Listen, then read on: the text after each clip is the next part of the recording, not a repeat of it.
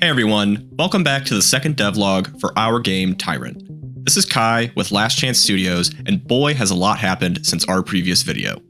Before I get into the video, let me first call attention to the new itch.io page for Tyrant's alpha build.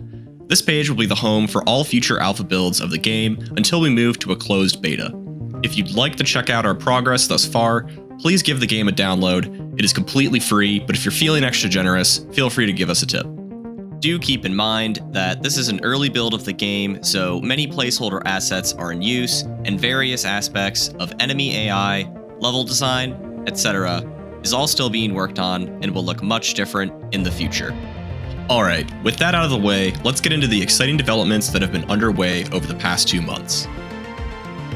For a long time now, one of my favorite ways a game can stand out is through unique and fast-paced movement. As a young kid, the first games I ever got into were platformers. I sunk hours into classics like 3D Mario titles, Crash Bandicoot, and many others. As I grew older, I continued to gravitate towards titles that try to get creative with their movement. Mirror's Edge, Titanfall, and the deeply underappreciated COD Black Ops 3, just to name a few. These games all paved the way for what you may now call a renaissance in the movement shooter genre. The current landscape of the movement shooter genre leaves us with immensely popular games such as Apex Legends, showing that gamers want to experience new ways to move through the game worlds they enjoy so much. The skill ceiling for these games has reached Everest-like proportions, but man, when it finally clicks, it clicks. If I could capture even a small fraction of that feeling in Tyrant, then I knew it would be worth the effort to implement. The first question to answer was, what types of movement would I want the player to be able to enjoy? Running? Well, yeah, obviously. Jumping? Yeah, that seems pretty important too. Wall riding? Hey, now we're talking. I realized that adding a wall riding feature was quite possibly the biggest bang for your buck in terms of creating immediate satisfaction for the player, while also not being game-breakingly broken without massive level design overhauls.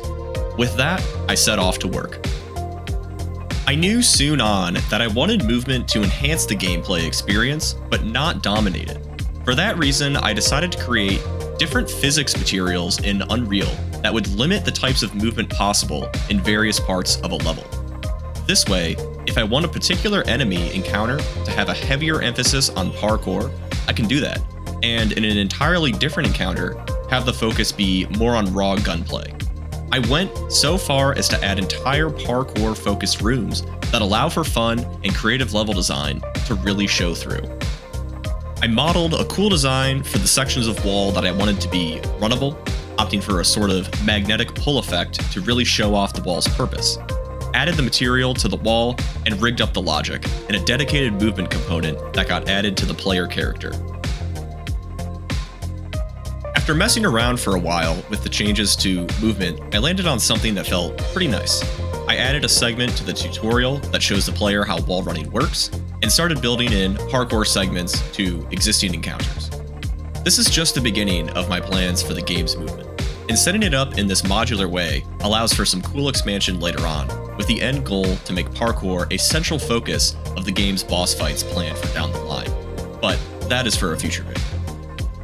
Now, this wouldn't be a true devlog if I didn't give some insight into the many other things that have been added to the game since the last video. First, an entire visual overhaul of the Motherboard Hub area occurred. The old design was cool for early build purposes, but I had been wanting to improve this area for a while, so I finally pulled the plug. I tried to continue the visual theme I started in the tutorial area with these large Tron-like geometric formations, and I think the end result turned out great.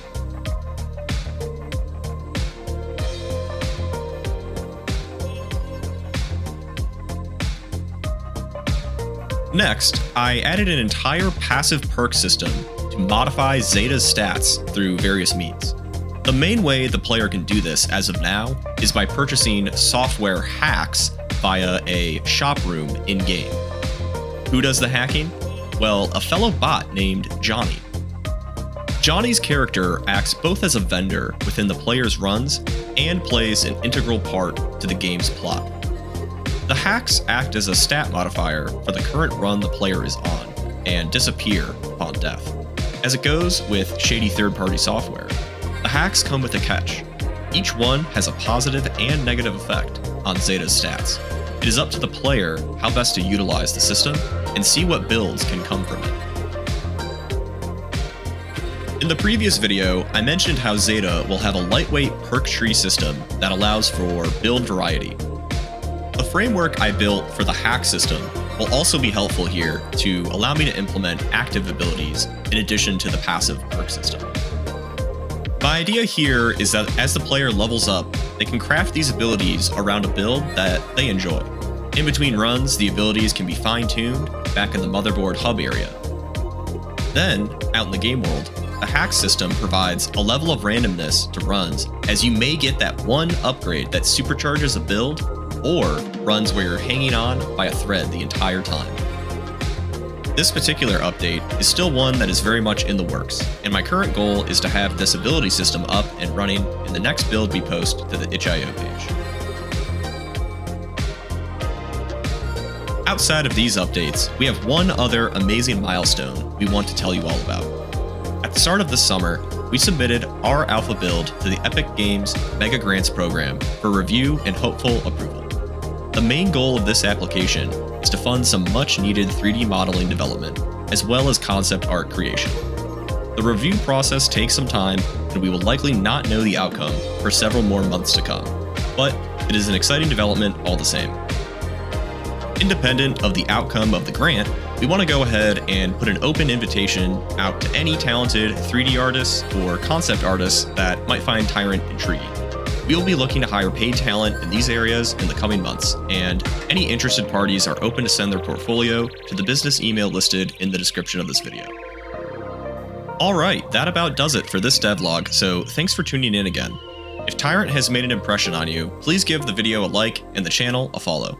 Any support for the project is greatly appreciated, and there is much more on the horizon. This is Kai from Last Chance Studios signing off. See you in the next one.